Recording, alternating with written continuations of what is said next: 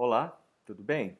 Meu nome é Rodolfo Moroso Borges e eu sou um dos professores do Colégio Brasileiro de Osteopatia. Eu também sou supervisor das práticas supervisionadas e das monitorias do CBO. E eu queria agradecer o convite inicialmente aqui dos diretores do CBO para ter o prazer aqui de gravar esse vídeo e falar sobre esse assunto que vocês estão vendo na tela aqui, que é osteopatia e imunologia, né? E até de uma certa forma dando continuidade àquilo que o professor Eduardo Fusato já falou muito bem no seu vídeo sobre o modelo circulatório respiratório. Não tem como a gente falar da abordagem osteopática na imunologia sem falar sobre o modelo circulatório respiratório. Então, se você não assistiu o vídeo do professor Eduardo Fusato, é interessante também assistir porque ele é uma introdução, né? E o que eu vou falar acaba sendo um complemento bastante interessante, tá certo? Bom, inicialmente, o que eu queria abordar, né? Eu queria mostrar aí alguns estudos já realizados, né? Principalmente falando um pouco da abordagem osteopática ali, especificamente dos bombeamentos linfáticos, ou bombeio linfático, né?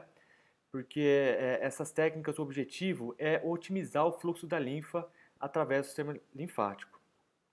E aí, segundo esses autores, já alguns estudos com animais, eles perceberam que as técnicas de bombeamento linfático, eles melhoram a captação da linfa no sistema linfático e aumentam o próprio fluxo linfático e a circulação de leucócitos.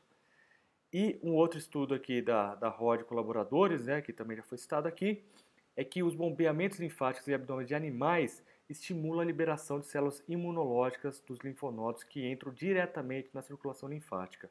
Então, com essas duas afirmações aqui, eu consigo concluir que as técnicas de bombeamento linfático aumentam a circulação de leucócitos na circulação linfática, o que já me mostra que existe realmente um grande potencial imunológico para os nossos pacientes. Então, quando a gente opta por realizar essas técnicas de bombeamento linfático. Continuando ainda falando sobre a ROD, seus colaboradores elas reportaram que um bombeamento linfático aumenta significativamente o fluxo de células imunológicas na linfa torácica e na mesentérica, né? Então, mais uma vez, mostrando essa grande vantagem aí de aumentar o fluxo de células imunológicas dessas duas linfas. Outro estudo mostrou também que as técnicas de bombeamento eles ajudam a liberar células imunológicas na circulação linfática, pelo GALT, né, que é o tecido linfóide associado ao tecido gastrointestinal, né? E alguns antígenos específicos desses linfócitos gastrointestinais, eles também podem ser redistribuídos para o pulmão e fornecer proteção durante a infecção pulmonar, né? Então a gente já sabe que isso realmente é bastante importante ali nessa abordagem, principalmente então em doenças de via aérea, ok? O aumento do tráfego pulmonar de células imunológicas gastrointestinais, então, pode explicar em parte por que a administração de bombeamento linfático ajudam, então, mostra benefícios clínicos para esses pacientes com pneumonia. E aí, então, de certa forma, o que acontece, né? As técnicas de bombeamento linfático, elas estão dentro do espectro, né, do âmbito do modelo circulatório respiratório, que mais uma vez, aí frisando que o Eduardo Fusato ele já iniciou, né? Mas quando eu falo de modelo circulatório respiratório, eu tenho que me atentar em 5 pontos, tá? E uma coisa que eu gostaria de frisar é que quem já trabalha com osteopatia já sabe que a osteopatia não é protocolizada, né? Não, a gente não usa protocolo, né?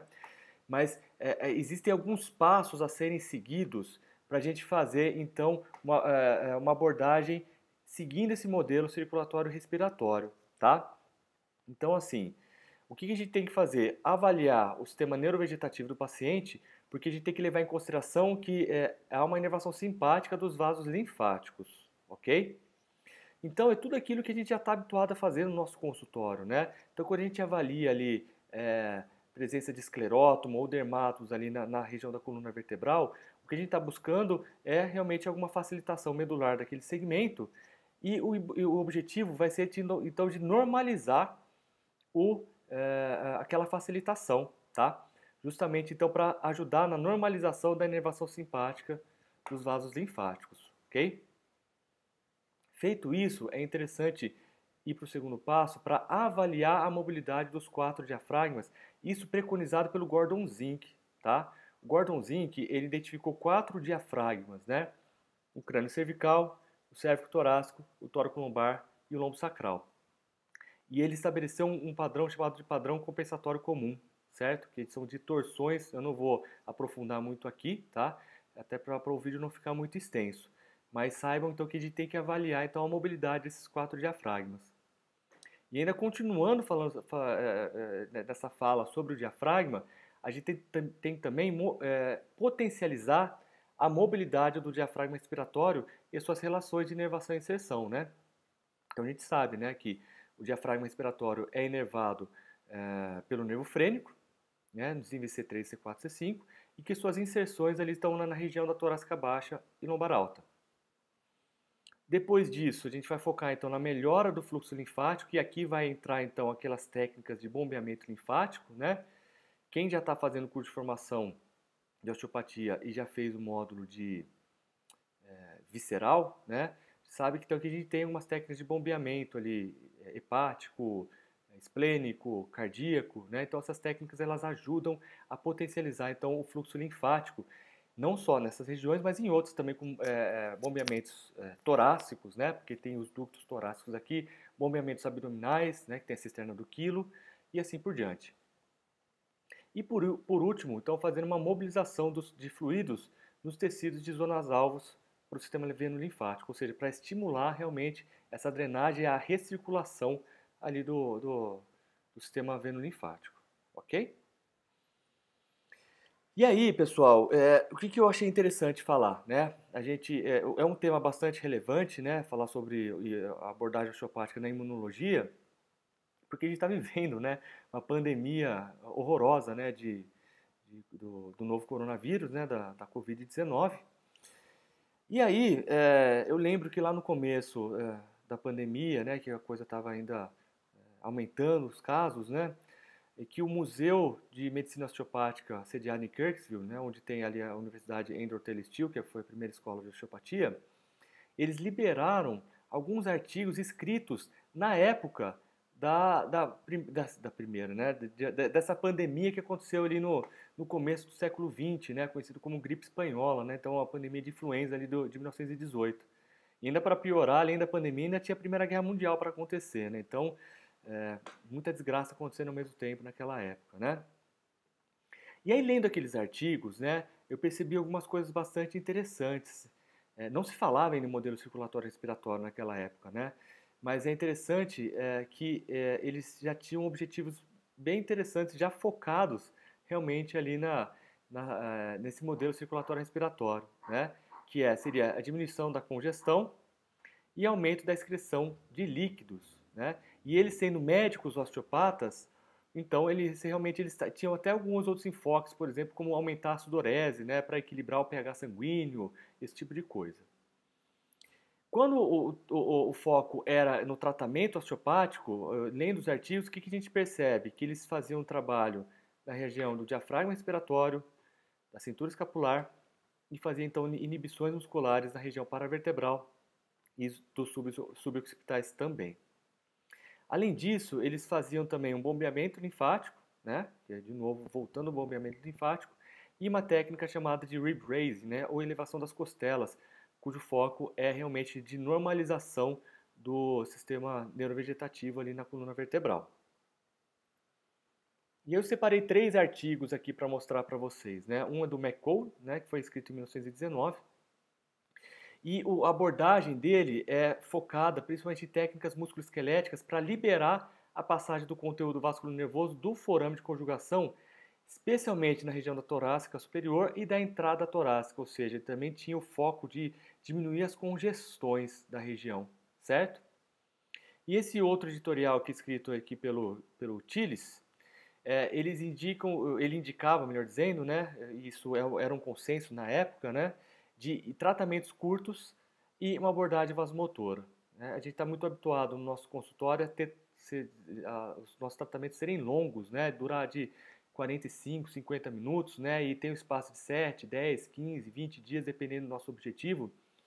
Aqui, nesse tratamento específico, até porque muitos dos tratamentos eram em ambulatórios ali em hospitais militares, né, por conta da Primeira Guerra Mundial, então eles faziam tratamento curto, né, então tratamentos de 10 a 15 minutos, mas com uma frequência maior, chegando até 3 vezes por dia, né? Então, realmente isso para não desgastar muito o paciente também, tá?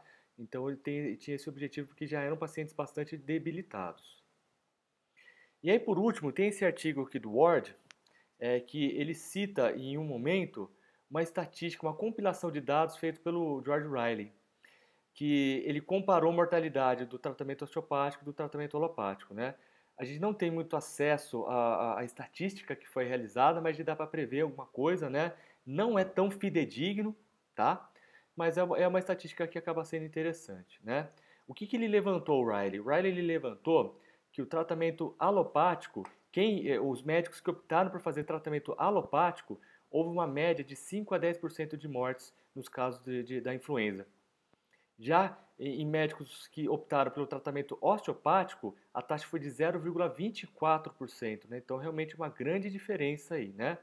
Nesse caso, foram feitas entrevistas com 2.445 médicos osteopatas e que eles relataram, então, ter tratado no total 110.122 casos e com apenas 257 mortes, ok? E atualmente, né? Como é que a gente pode, então, encarar essa questão da abordagem imunológica, né? Hoje em dia a gente tem recursos melhores, né, de avaliação para a gente ter uma ideia de como que é realmente o resultado da abordagem imunológica do modelo circulatório respiratório nesses pacientes cuja abordagem então a gente quer ter o objetivo de melhorar o sistema imunológico. Então eu separei esse artigo aqui do SAD Colaboradores e aí qual que era o objetivo dele, né? Medir a imunoglobulina, os níveis de imunoglobulina A da saliva em uma população estressada, né? E ela até ele cita, né, isso aqui bastante interessante, né, que é uma relação inversa entre estresse e níveis de imunidade da mucosa. Aumento do estresse físico ou psicológico gera diminuição da imunoglobulina A, e aí que altos níveis de imunoglobulina A mostram baixa incidência de infecções do trato respiratório superior. Já baixos níveis de imunoglobulina A estão associados com aumento de incidência de pneumonia, né? Então, de novo, a gente volta a pensar em Covid-19, né? Porque é uma região que é muito acometida por essa doença, né? Então, de repente, será que se a gente fizer uma abordagem, a gente consegue aumentar os níveis de IgA? Então, o que eles fizeram? Pegaram 25 indivíduos, né?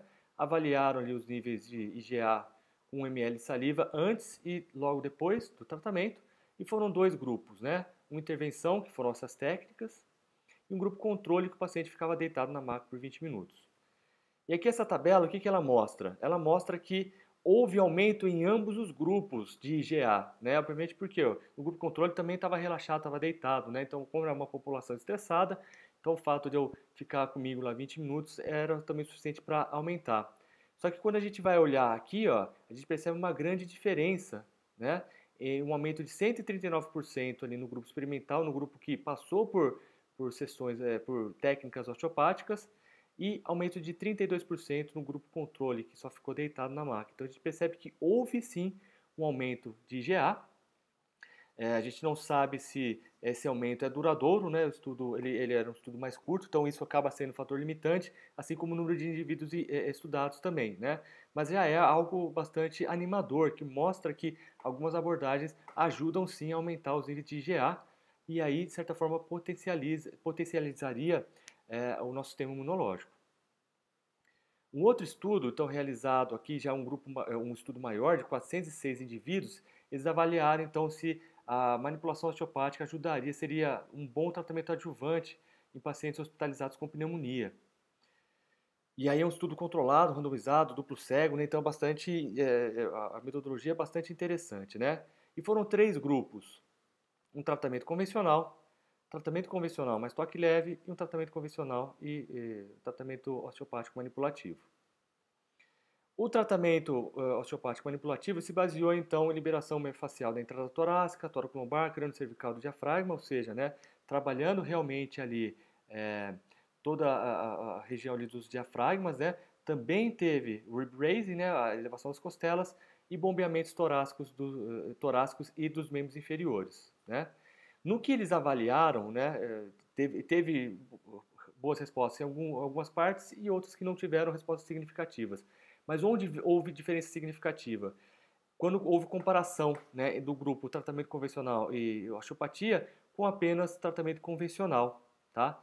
Houve diminuição, então, do tempo de internação, da duração do uso de antibióticos e também de incidência de morte ou insuficiência respiratória. Houve também uma diferença no grupo com toque leve, tá? Mas realmente o tratamento osteopático manipulativo ele foi mais efetivo, teve uma diferença mais significativa. Então mostra que realmente ajuda a diminuir então, o tempo de internação, o uso de antibiótico. Então realmente mostrou-se bastante eficaz nesses pontos aí de avaliação. E aí por último, pessoal, o que eu queria falar é que agora a gente já está no horizonte, ainda bem, né? Que a gente já está com vacinas disponíveis para a gente. E eu queria ver, né, se existia algum artigo falando, tendo uma associação de osteopatia e vacinação, né? Será que se eu tomar vacina e passar por uma sessão de osteopatia com uma abordagem mais circulatória, respiratória, eu consigo potencializar minha resposta imunológica com essa vacinação? Então tem esse estudo aqui do Breithaupt, né, e colaboradores, que eles avaliaram então um bombeamento linfático torácico e se houve eficácia em vacinação de influenza em pacientes jovens e idosos, né? Primeiro de tudo, né, o que eles perceberam? Que a resposta imunológica em vacinação nos jovens é mais efetiva do que nos idosos, né? Houve então uma resposta imunológica de 70% da população jovem contra 30% da população idosa, né? Então mostra que realmente a população idosa apresenta uma resposta menor para a vacinação de gripe, né? E existe realmente essa discussão também, por exemplo, da vacina da AstraZeneca, se ela realmente também tem uma resposta imunológica interessante em pacientes idosos, né? Então tem um estudo ainda correndo sobre isso, né? E aí, a conclusão deles é que realmente o bombeamento linfático apresentou pouca vantagem terapêutica na produção de anticorpos contra a gripe. Então, assim, não houve um aumento de resposta imunológica no grupo tratado e no grupo controle, tá? Então, simplesmente o bombeamento linfático não teve uma resposta significativa. Mas olha que interessante, né? Nesse mesmo artigo, eles citam um estudo do Jackson e colaboradores de 1998, e que eles também fizeram bombeamento linfático, só que aí para indivíduos vacinados contra a hepatite B. E aí, nesse caso, pessoal, houve sim um aumento de anticorpos, tá? Então, no grupo intervenção, teve uma resposta de 50% dos indivíduos ali de aumento de anticorpos contra a hepatite B, contra 16% do grupo controle. Então, tem uma diferença bastante significativa aí, né? O que acontece? O que eles citam, né? Eles citam que uma das possibilidades é que a vacina da gripe, da influenza, é uma dose só. Em contrapartida, a vacinação contra a hepatite B são 3 doses.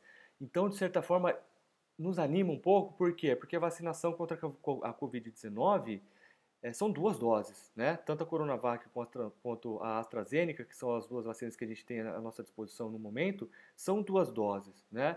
Então será, né, que a gente consegue ter uma resposta mais significativa aí se a gente fizer uma abordagem linfática, uma abordagem circulatória respiratória nesses pacientes vacinados? Então abre um leque aí para a gente fazer uma investigação, né?